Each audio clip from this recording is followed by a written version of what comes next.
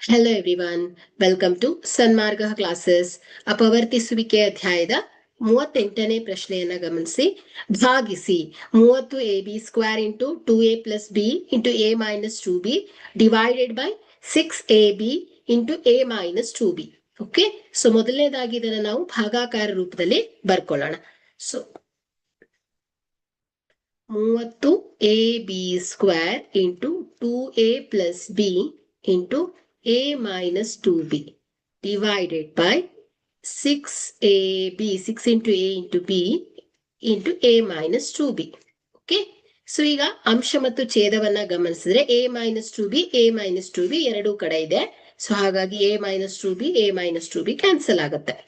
Okay, so ಈಗ ಇಲ್ಲಿ 30 ಮತ್ತು 6, ಸೊ ಇದು ಎರಡು ಏನಾಗುತ್ತೆ ಹೇಳಿ 6ರಿಂದ ಭಾಗ ಆಗತ್ತೆ. ಸೊ ಅಲ್ವಾ?